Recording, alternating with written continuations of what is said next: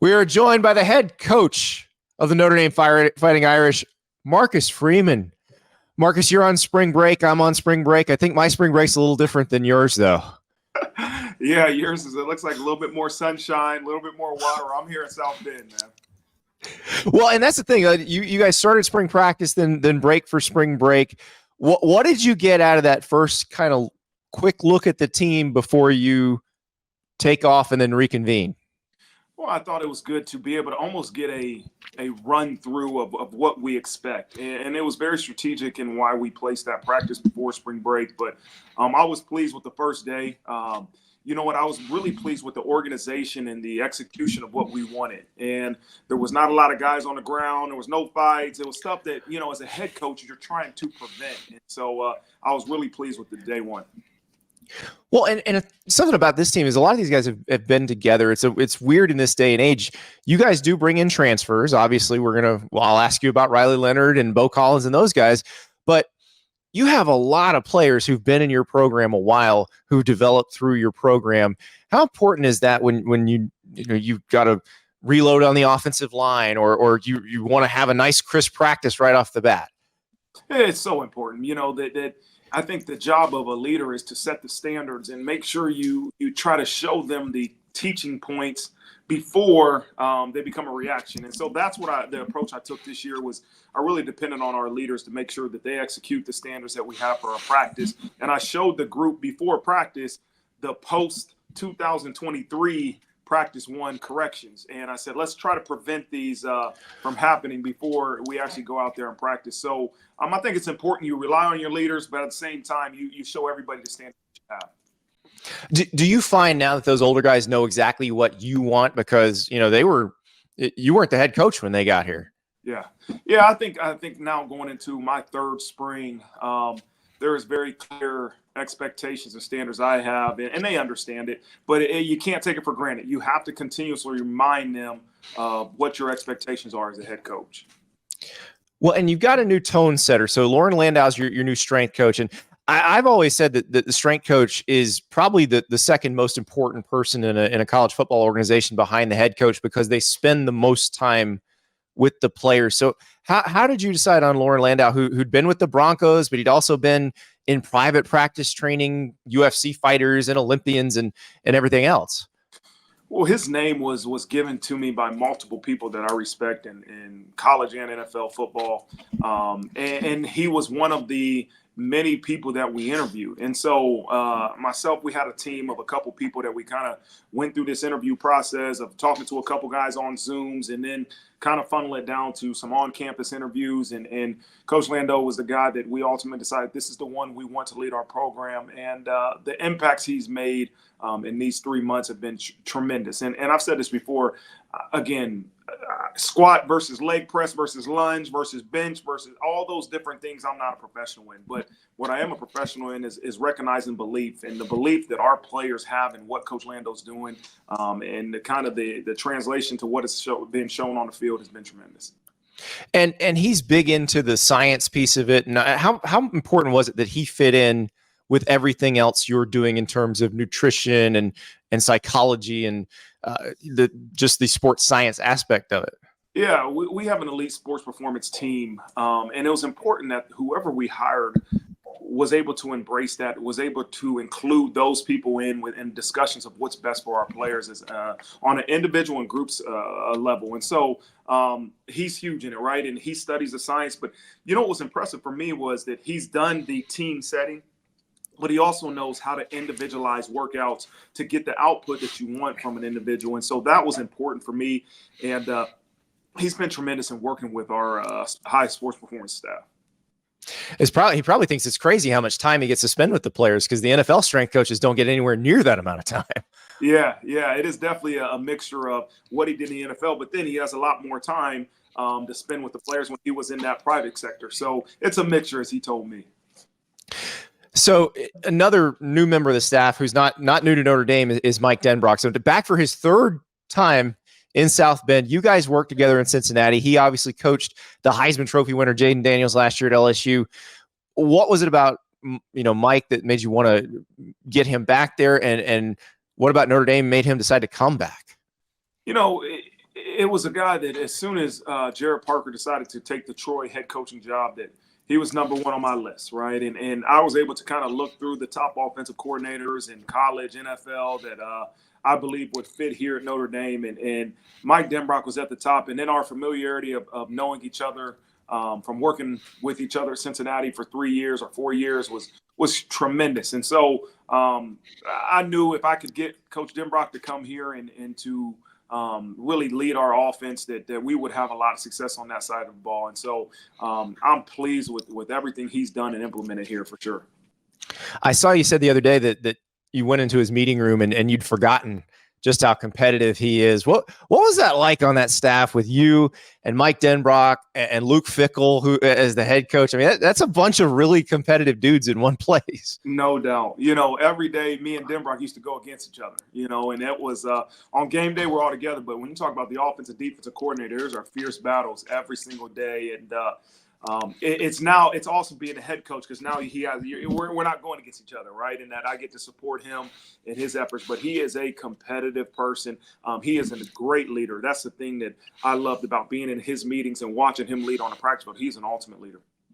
Who talked more trash, you or him, back then? Hey, listen, we gave it to each other back to back. He was not going to back down from this young defensive coordinator that thought he knew everything. He made sure to give it right back to me. And, that's something you appreciate, man. That competition makes us all better.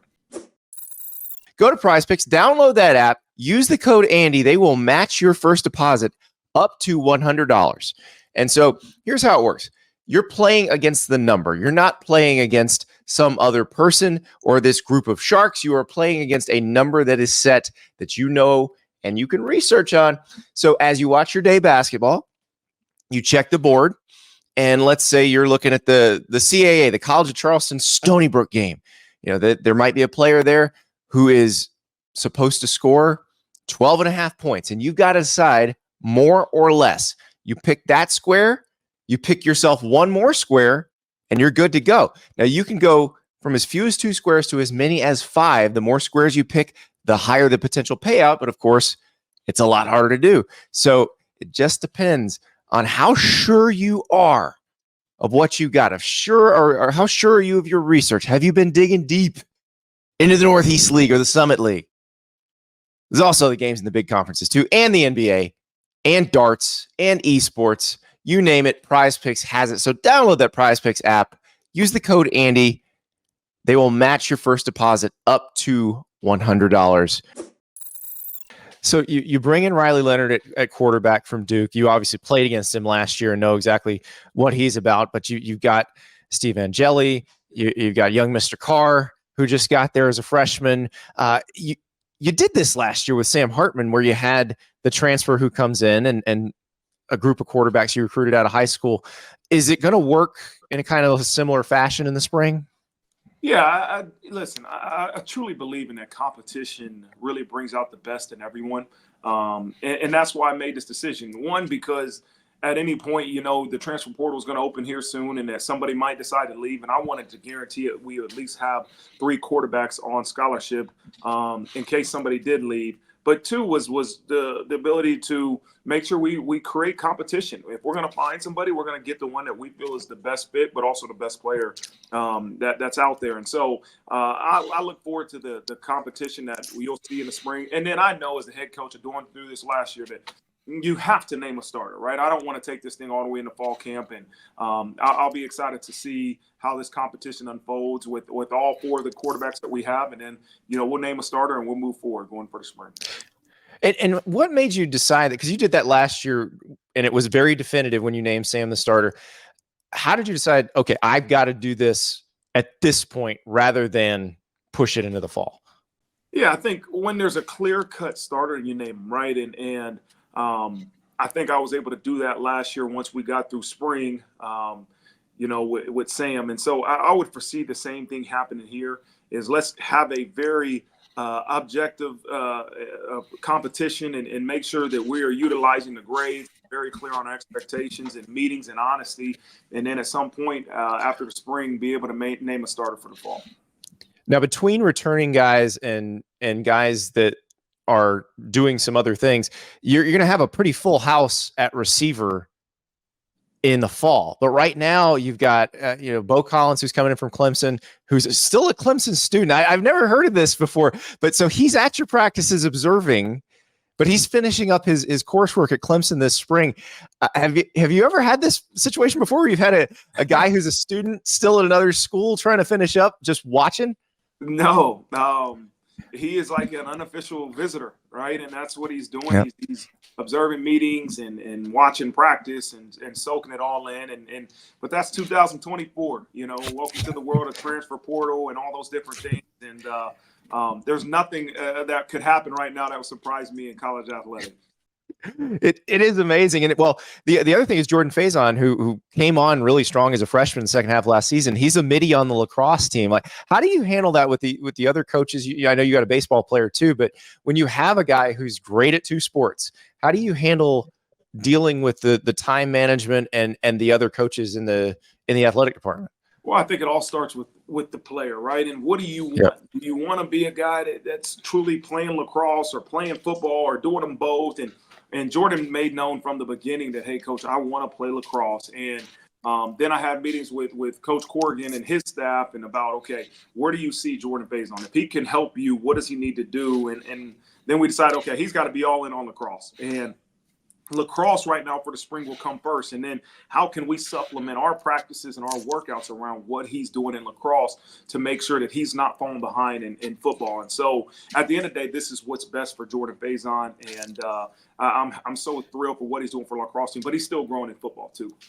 How important is keeping that promise you made in recruiting? I love the story Jason Campbell tells. He was the quarterback at Auburn for their undefeated team in 2004. When he got recruited, he was a really good basketball player, and there was talk that he'd be able to play basketball. And then he tries to go out to practice, and the football coach says, no, we don't want to do that. How critical is it when you say in recruiting you can play two sports that you follow through on that? I think you have to be a man of your word. And two, you got to be honest with your players. And if you don't think that they're going to thrive in football while playing another sport, you got to be honest with them. But I think with Jordan and Drake Bowen, who's playing baseball, the ability to say, okay, hey, here's your expectations in football. Here's what we got to make sure you're in position to do as we go into the fall. And now, can you handle playing lacrosse or can you handle playing baseball? So important. And so I think as long as you're a man of your word and you let the young people make the decision, right? That's what's important, is that you don't force this young person to make any decision that goes against what you promised, but let him make it. So you've said multiple times that you want to be an offensive line and defensive line led program. And the offensive line at Notre Dame, going way back at this point, has been spectacular. We all watched Joe Alt at the Combine a few weeks ago. It was pretty awesome. But I'm curious, now you've got to replace two tackles. How much did Charles Jagasaw show you in that bowl game, in the bowl practices? Because I know he'd actually been working at guard a little bit before you put him at left tackle in the bowl game. But what did he show you in that end of his freshman season? Yeah, listen, Charles was a big 5-star kid coming out of high school. We knew that he was to be special. What we thought at the time was best for him to redshirt. And I was able to work with him a lot on the scout team and coach him every day, being a part of the offensive scout team. And we knew he had a chance to be special when he's given the opportunity. So when he got the opportunity for the bowl game, he did an unbelievable job and really just confirmed the things that we had already thought about him as a football player. And then, we have 4 guys that have started multiple games at the center guard position. So I feel really good about that position, about who will end up being the ultimate starters in the 4 of the 5 offensive line positions. We're going to have a great battle at right tackle with Tosh Baker and Emil Wagner, and both of those guys have played meaningful playing time. And so I really look forward to the competition. Every time you get a chance to have competition, you love it. But at some point, just like with the quarterback position, you got to make a decision. How do you handle all those conversations in 2024 when you got a developmental position? Because like Charles, he's an offensive tackle. He's got all the tools coming out of high school. He can be great, but it's not like it's a position where you can usually thrust a true freshman into playing. Like if you get a special corner, you can play him. You can find a place to get him into the game. How do you handle those conversations with an offensive lineman or maybe a defensive lineman who does need maybe a year to mature and then you can start seeing all that stuff. Yeah, I think every individual is different, right? And I think you can, even when you're recruiting Charles Jagusah, you say, hey, if you're ready to play as a freshman, you're going to play. You look at Blake Fisher, who started his first game as a true freshman and got hurt, and Joe Alt, I think, who started game 5 or 6 and then played throughout his freshman year. But then you also got to show them examples of guys that redshirted, that were able to go on in 3 or 4 years and still reach their NFL goals. And so you can't put a timeline into reaching this goal of being a starter, right? Is you got to just continue to put the work in that's necessary.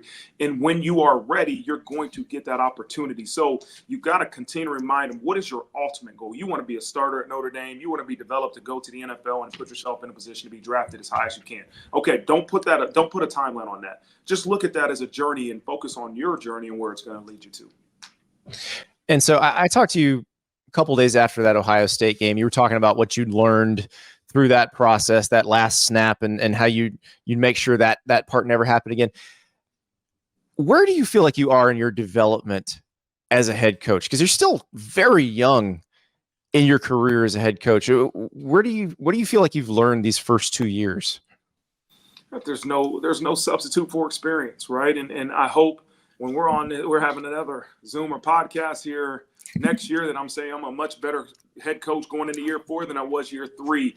And that's the thing, like when you stop growing, there is no finish line for me. And I'm speaking for myself. There is never a finish line where you say, I've got it. I'm there. I've said, I know exactly what it's going to take. For me, it's how can I consistently grow, challenge myself to make those sacrifices and those choices that it takes to be a better individual first, right? And that's my challenge for everybody in this program is let's find ways to be the best version of ourselves. And that's going to take sacrifice. For coaches, the same things we tell our players they have to do. And if we are better individuals, we're going to become better leaders and better coaches. And that to me is what I'm challenging myself with. So am I better in going into year 3 than year 1 and 2? Absolutely. But I'm far away from where I want to be.